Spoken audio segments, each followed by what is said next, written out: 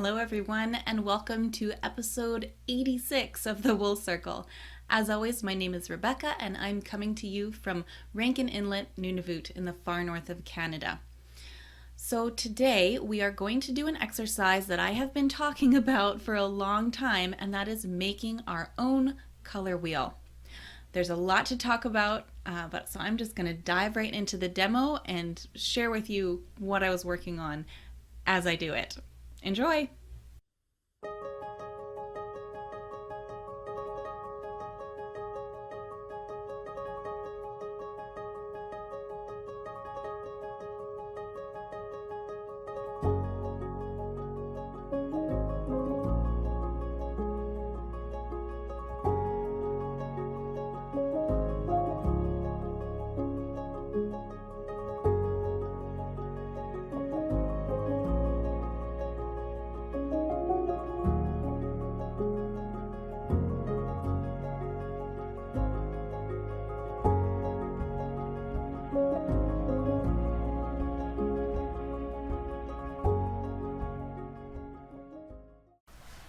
Okay, so what you see here are my two different color palettes of watercolors, and I've got my brushes and my water. I've got a bowl to trace a circle, and I've got a ruler to help me divide that circle up. This is totally just eyeballed. My lines are not perfectly centered. It doesn't really matter to me too much to be too exacting, but it helps me to get started. About the paints that I'm using, this is what I had lying around. The smaller set that you see, I think literally came from a dollar store. I can't even tell you how it came into my house, but I'll be using that for the color wheel that is red and yellow and blue. The other color wheel belongs to my kids. You can see it is well used and not very well cleaned. I'll be using that one for a yellow, magenta, cyan color wheel. Now that I've got my 12 sections sectioned off, I'm just going to make a little note for where the primaries go so I cannot mix that up or accidentally put something in the wrong place. In order to mix my colors, you can do this a couple of ways. The top of my larger set of watercolors has all these divots in it, which I think are really useful for mixing color. So I'm starting out by just putting some blobs of one of my primaries in there so that I can more readily mix. And I am using two brushes throughout just to minimize mixing on my paints. You can mix on your paints if you want. It's totally up to you. You have your own watercolor skills. I start with the primary.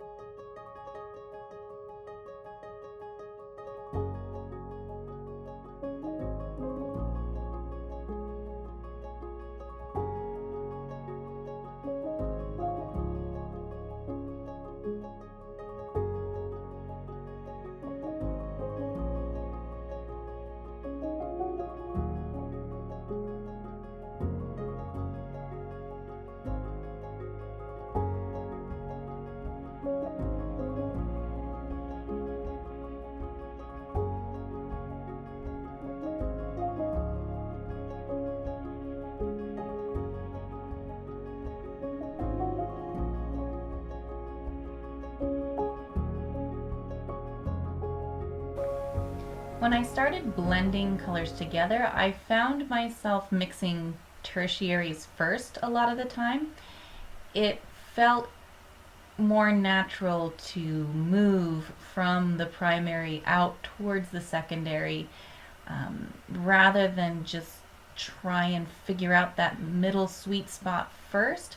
I would do at least one tertiary and then work my way towards the secondary.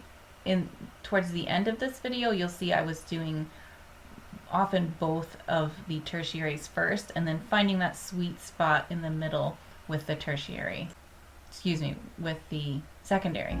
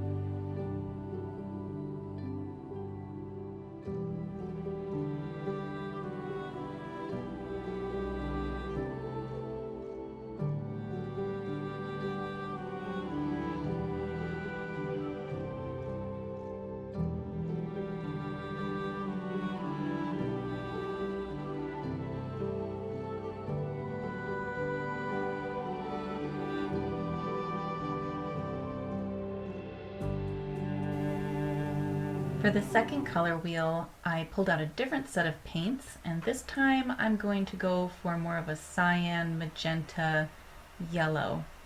There was really only one yellow that I liked in this set. The other one had been kind of used up and messed up. There were a couple different magentas I could have chosen from, but I went for one that was on the warmer, brighter side.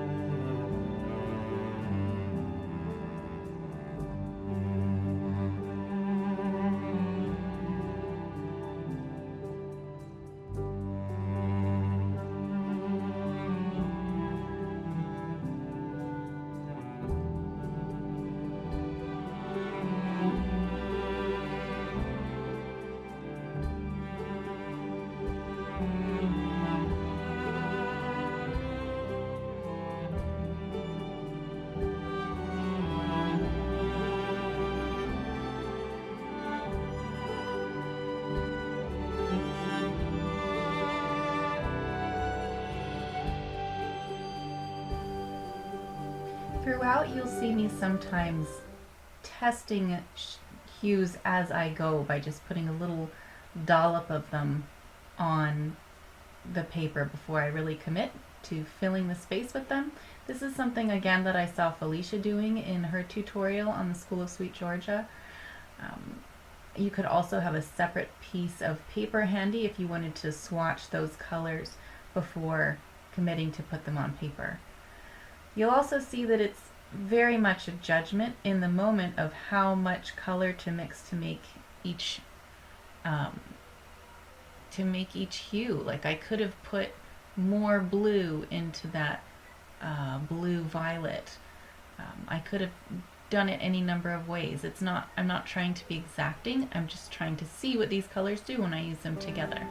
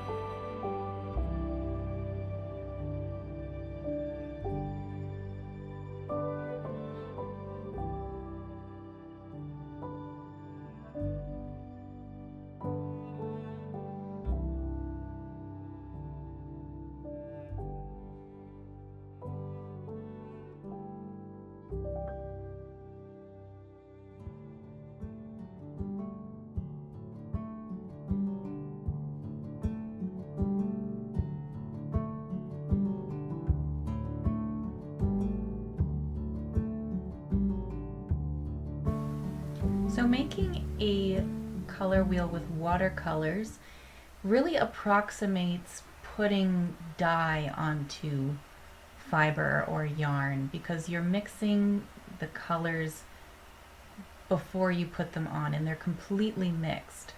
I wanted to broaden the exercise by doing something a little bit different and making a color wheel with colored pencils because that more approximates the optical mixing we'll get when we're blending different colors together. My sister helped me pick a brand of these Faber-Castell pencils that I got as a Christmas gift from my Aunt Kelly. Thank you, Kelly. Like before, I'm going to do 2 color wheels. I'm selecting 3 to be the red, yellow, blue color wheel. And then I'm going to select 3 to be the yellow, magenta, and cyan together. Again, this is just sort of a judgment call. I could use any kind of, I could have picked different ones. I just went with my gut and what seemed to be good. To see 3 totally different sets of primaries here. Like before, I hand drew my color wheels using a glass this time for a smaller wheel, just to be a little quicker and so I could see them all on the same paper. And I used some dots and a ruler to draw the spaces.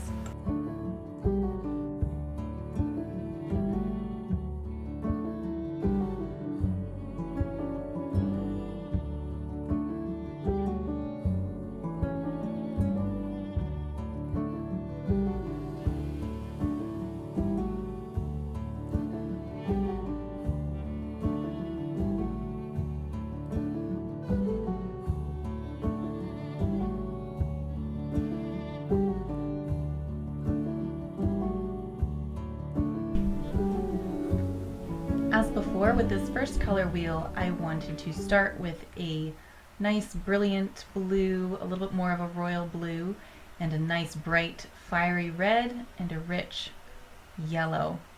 Putting down the primaries is pretty easy.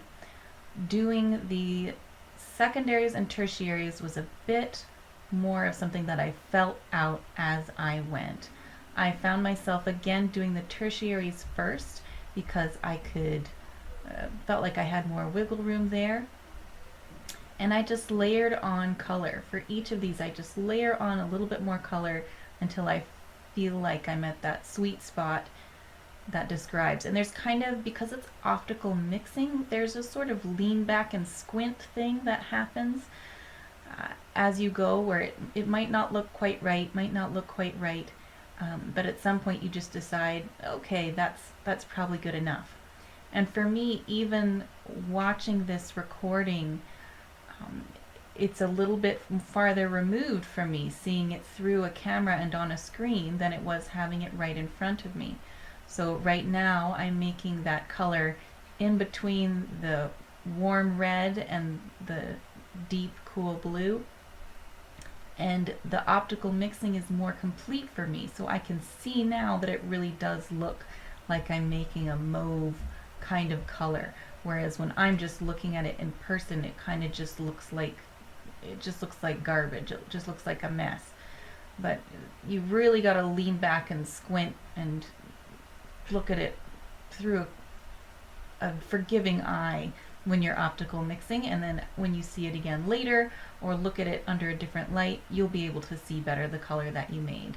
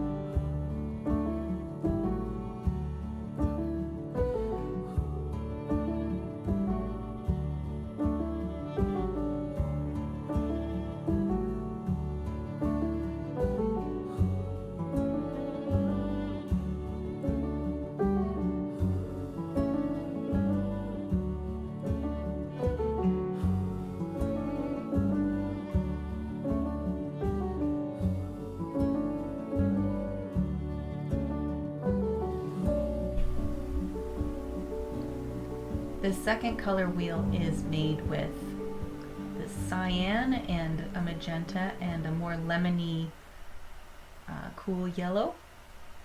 It's worth noting that when it comes to colored pencils, unlike paint or dyed fiber, your depth of shade or your value is entirely to do with the pressure that you're putting with the pencil, with your hand on the paper. When you get a lighter value by pressing more lightly, and I'm totally just using instinct as I layer this on to try and get a coherent value around the color wheel. when I'm putting on the primaries first, I press quite firmly to try and get a nice deep value, a nice deep depth of shade, as close to a pure color as I can. And then as I layer on the colors for the tertiaries and the secondaries, I can try to match that.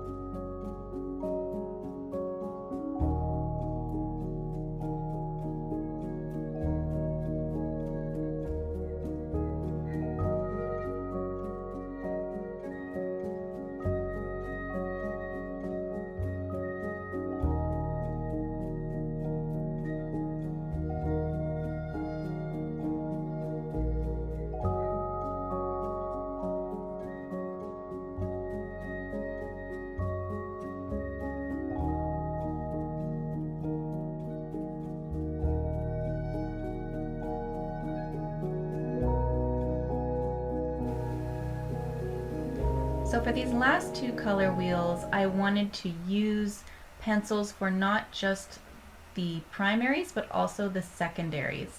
I'm actually using my painted color wheels to help me choose the secondaries that I'm going to use, because I want to keep it as close as possible to what I would get if I was blending the same primaries. This is helpful. This is really a replication of the experiments that Katrina did in the images that she shared with us a few episodes ago in that interview, where she did two color wheels with blended fiber, one where she had dyed just the primaries and blended both secondaries and tertiaries, and one where she had dyed both the primaries and secondaries and blended the tertiaries. When you are dealing with optical mixing, those are two different animals. So I decided to go ahead and replicate that with these. The first one that you see is going to be the last color wheel that you're going to see today because my battery ran out, but I'll show you what they all look like in the end.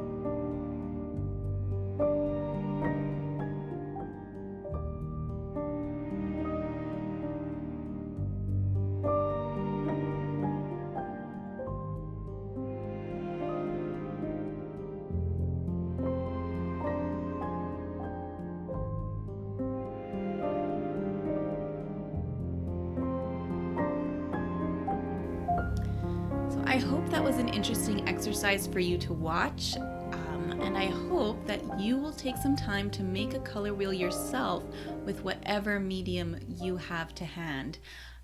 It might be pencil crayons, it might be watercolors, it might be a different kind of paint or Play-Doh or crayons, just whatever you have lying around. Use it to play and see what you find out. When you do, please share your findings or your feelings or your insights. Please share them at #TheWoolCircle or on Ravelry in our Year of Color thread. I can't wait to see what you learn. I think all the insights we get are so unique and are going to really depend on the media we use and the interests we have and the eye we have. And bouncing those things off of each other, I think, is only going to enhance our learning. As always, thank you so much for joining me. Happy spinning and happy playing with color!